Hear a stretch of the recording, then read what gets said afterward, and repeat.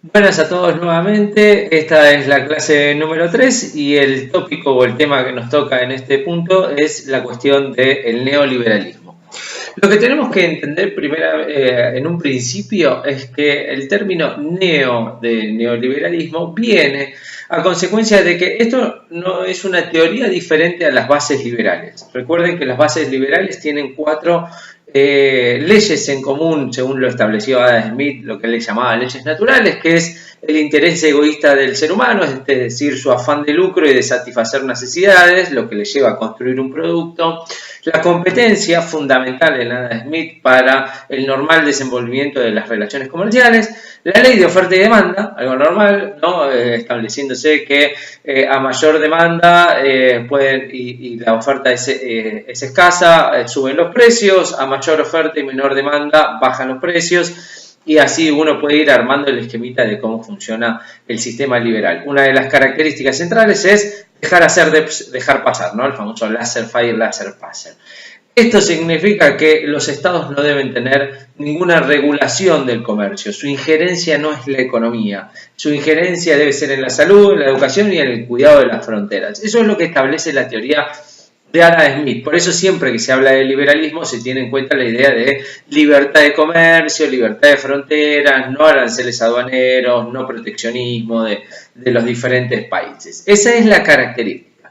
Ahora, ¿por qué se lo va a llamar neoliberalismo? Recordemos que la teoría liberal, nace a finales del siglo XVIII, ¿no? Y se consolida durante el siglo XIX, donde todavía no había una teoría hegemónica o una teoría alternativa que plantea una diferencia del sistema liberal cuando el capitalismo se está consolidando y construyendo. Después vendrá el comunismo, el anarquismo, el socialismo, pero en el momento de construcción de la revolución industrial no hay una teoría que contradiga al liberalismo de Adam Smith, que ya lo formuló a finales del siglo XVIII con el nacimiento de la revolución industrial. Entonces, acá esto tiene que ver que el término neoliberalismo va a venir porque va a ser el intento de instaurar los parámetros de la teoría liberal, es decir, libertad de comercio, no injerencia del Estado, en un contexto totalmente diferente. ¿Cuál es este contexto principalmente? El que tiene que ver con los años 70, cuando han transcurrido casi 30 años de consolidación del estado de bienestar. Es decir, que la teoría neoliberal viene a tratar de instalarse en un momento de debilidad del estado de bienestar como parámetro hegemónico de la consolidación económica, ¿no? De posguerra. Recuerden que a la salida de la Segunda Guerra Mundial, el sistema económico mundial va a ir camino hacia lo que se llama un mayor intervencionismo del Estado, es decir, la profundización de las herramientas keynesianas. Recordemos que Keynes plantea la intervención del Estado en la economía a partir de dos aspectos fundamentales: el pleno empleo y el estímulo al consumo. Esa es la idea keynesiana. A esto se le va a sumar la profundización y universalización del estado de bienestar.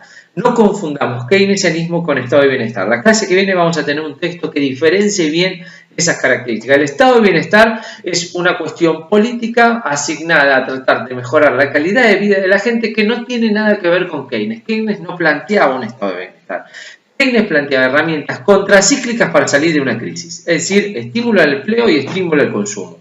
Si no lo da el sector privado, lo tiene que dar el sector público. ¿Cómo? Endeudándose. Ahí rompe todos los parámetros liberales de la idea de equilibrio presupuestario, no endeudamiento, no estímulo a la actividad privada. Eso es la característica. Entonces, el neoliberalismo, esta teoría, va a empezar a consolidarse en la década del 70, principalmente a partir de lo que se llamó la crisis del petróleo. Ahora, ¿esta teoría existía anteriormente? Sí. Esta teoría se crea en 1950 gracias a dos principales teóricos.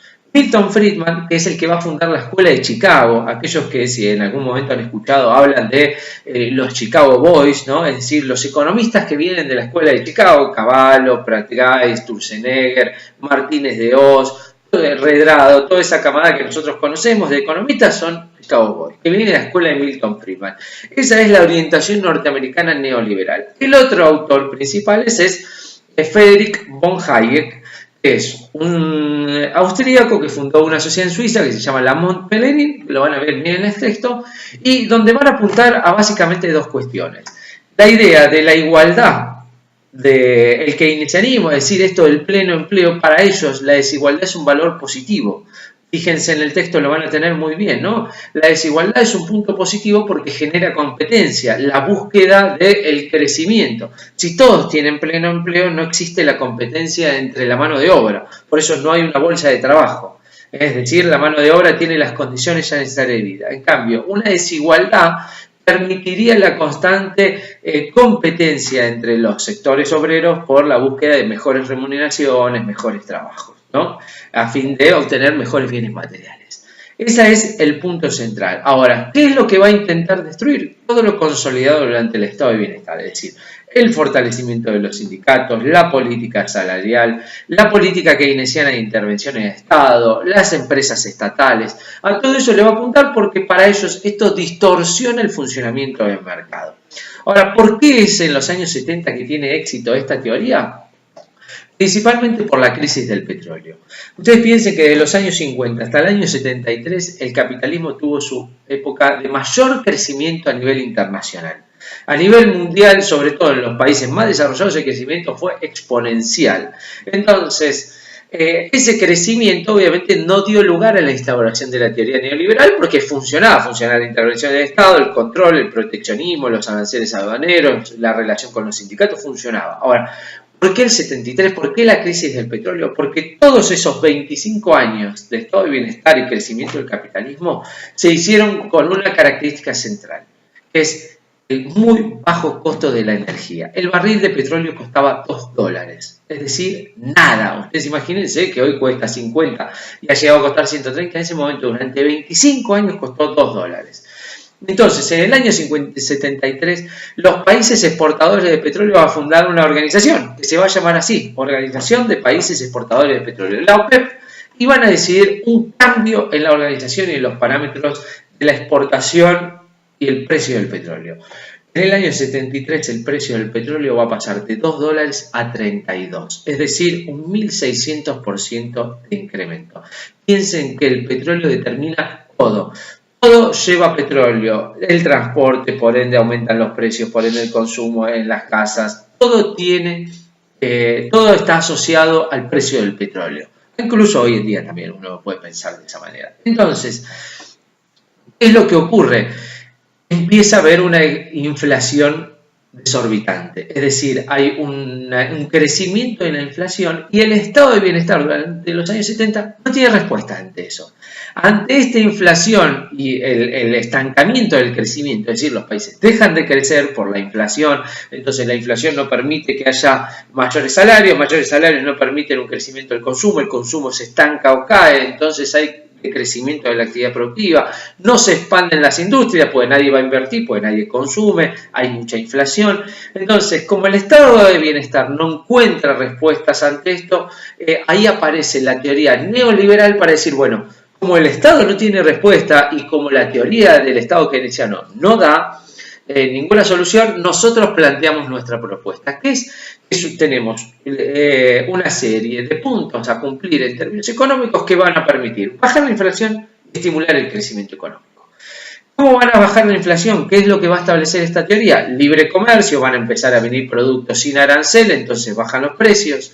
Flexibilización laboral para que la gente deje de consumir, entonces empieza a haber más oferta que demanda, entonces si hay más oferta que demanda van a tener que bajar los precios inevitablemente. Asimismo, esta idea, una vez que empieza a ganar consenso en el ámbito internacional y en el ámbito estatal, se empieza a aplicar. Obviamente que los pioneros de aplicar esta teoría son dos países, Estados Unidos, de Ronald Reagan, y la Inglaterra de Margaret Thatcher. En América Latina el primer experimento de esto fue obviamente el Chile de Pinochet y después se le sumarán las dictaduras de América Latina.